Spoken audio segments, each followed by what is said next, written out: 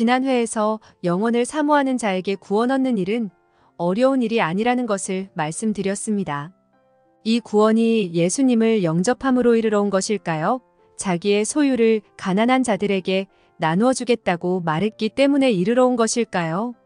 예수께서 뽕나무에 올라간 삭개오에게 속히 내려오라고 하셨고 삭개오는 급히 내려와 즐거워하며 예수를 영접하였습니다. 이때 사람들이 저가 죄인의 집에 유하러 들어갔도다 하고 수군거렸으며 삭개오가 서서 예수님에게 내 소유의 절반을 팔아서 가난한 자들에게 주고 만일 토색한 것이 있으면 4배나 갚겠나이다 라고 말했습니다. 이 말은 무리들의 비방이 두려워서 한 말이 아니라 구원이 이르자 그 속에 있던 쓰레기들이 밀려나가는 모습입니다. 여기 수군거린 사람들은 주연도 조연도 엑스트라도 아닌 구경꾼들입니다. 삭개오의 구원 이야기에서 구경꾼들을 제외하고 당시 상황을 그려보면 예수께서 삭개오야 속히 내려오라 내가 오늘 내 집에 유하여야 하겠다고 하시자 삭개오가 내 소유의 절반을 팔아 가난한 자들에게 주겠다고 했습니다.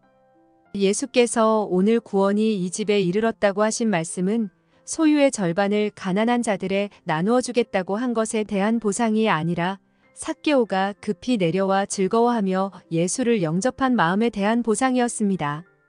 구원은 인간의 행위에 대한 보상이 아니라 하나님을 사랑하는 자들의 권리라는 사상은 세상 종교와 성경 종교를 가르는 대단히 중요한 가름막입니다. 세상 종교의 구원은 인간이 바라는 것이지만 성경 종교의 구원은 하나님이 바라시는 것입니다. 그러한 사상이 중국 글자에 남아 있습니다. 중국인들은 구한다는 구와 아비부를 합하여 구원하다는 구를 만들었습니다. 구와 부의 조합이 구인 것은 인간의 구원은 아버지가 필요로 하는 것이라는 뜻입니다. 구원이 인간의 소원이라면 인간이 구원을 위해 무엇인가 해야 하지만 인간의 구원이 하나님의 소원이라면 하나님께서 인간을 위해 무엇인가 하셔야 합니다. 그리고 인간은 그 예수를 영접하기만 하면 됩니다. 삭개오가 예수를 영접함으로 이룬 구원은 부자도 구원받을 수 있다는 증명입니다. 그렇다면 왜 예수께서 부자 청년에게 낙타가 바늘기로 들어가는 것이 부자가 하나님의 나라에 들어가는 것보다 쉬운 이라고 말씀하시어 듣는 자들로 하여금 누가 구원을 얻을 수 있나이까라고 말하게 하셨을까요? 부자 청년이 예수님에게 등장할 때의 모습은 선한 선생님이여 내가 무엇을 하여야 영생을 얻으리이까였고 퇴장할 때의 모습은 그 사람이 큰 부자이므로 이 말씀을 듣고 심히 근심하더라입니다.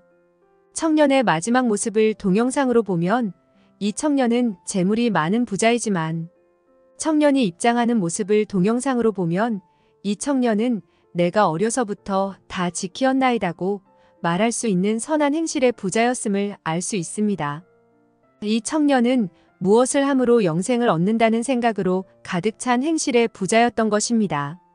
무엇을 해야 구원을 얻는다는 생각은 인간이 하나님의 아들이라는 원정보를 해킹당한 모든 인류의 보편적 지식입니다. 예수님은 모든 인류의 마음 깊이 자리 잡고 있는 등가교환의 법칙에 대한 안타까움을 가지시고 이 청년에게 말씀하셨습니다. 무엇인가 해야 된다는 생각은 의지할 곳이 나밖에 없는 곳에서 자생한 독초입니다. 공짜는 없다는 아포리즘이나 인간이 의지할 것은 돈밖에 없더라는 풍설은 원정보를 해킹당한 지구별에서 회자되는 슬픈 전설입니다. 그 전설에 감염된 모든 인류는 하나같이 이 슬픈 전설의 디폴트 파워로 살아갑니다. 일용할 양식을 주옵시고 하시며 가르쳐 주신 기도는 매일의 양식을 하나님께 구하라는 것을 가르쳐 주신 것이지만 그 기도의 목적은 디폴트 파워로 살아가는 인간에게 일용할 양식까지도 염려하시는 아버지가 하늘에 계시다는 것을 가르쳐 주신 것입니다. 매일의 양식을 공급해 주시는 분이 계시다는 것을 모르는 세상 사람들은 자기의 삶을 자기가 책임지느라 분주한 나날을 보내지만 일용할 양식을 주시는 아버지가 하늘에 계시다는 것을 아는 그리스도인은 하나님께 감사하며 매일을 살아갑니다. 그렇다면 예수님은 왜 부자 청년에게 나를 믿어야 영생을 얻는다고 말씀하지 않으셨을까요?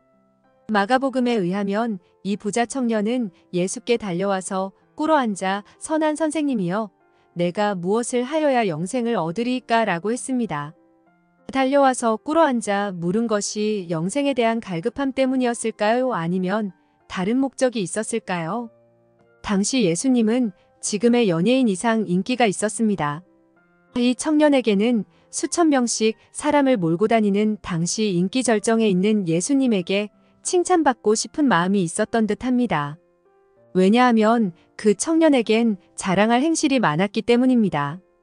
오래전에 랍비여, 우리가 당신은 하나님께로서 오신 선생인 줄 아나이다며 믿지 못하는 니고데모에게는 영생을 위해서 믿음이 필요하다는 것을 말씀하실 필요가 있었습니다. 그러나 선한 행실을 앞세우며 다가온 이 청년에겐 영생을 얻는데 행위가 필요한 것이 아니라는 것을 말씀하실 필요가 있었습니다. 그런데 왜 예수님은 내게 있는 것을 가난한 자들에게 나누어 주라고 하지 않으시고 내게 있는 것을 다 팔아 가난한 자들에게 나눠주라고 하셨을까요? 100불짜리 물건을 주면 나는 그에게 100불의 가치를 준 것이지만 100불짜리를 50불에 팔아서 돈으로 주면 50불을 준 것입니다. 100만 불을 투자해서 형성한 재산을 막상 팔려고 하면 50만 불을 손에 넣기도 쉽지 않습니다. 팔아서 가난한 자들에게 주려면 나의 선행이 평가절하되는 일을 감수해야 합니다. 자기의 행위마저 평가절하되어야 한다는 기막힌 사실에 부딪히자 근심하는 부자 청년을 보고 베드로가 나서서 우리가 우리의 것을 다 버리고 주를 좇았나이다라고 말했습니다. 예수님이 하시는 말씀은 내가 가진 것을 다 버리라는 뜻이야 라고 토를 단 것입니다. 다시 삭개오의 집으로 가보겠습니다. 삭개오는 세리장이고 부자였습니다. 삭개오는 예수가 어떤 사람인지를 보려고 애썼으나 키가 작아서 무리에 둘러싸인 예수를 볼 수가 없었습니다. 앞에서 삭개오가 키가 작음으로 지경을 넓히기 위해 뽕나무 위로 올라갔다고 했지만 단지 그 이유 때문만이었을까요? 왜 삭개오가 뽕나무에 올라가면서까지 예수를 보려 했을까요? 여기에 대해 다음 회에 말씀드리겠습니다. 감사합니다.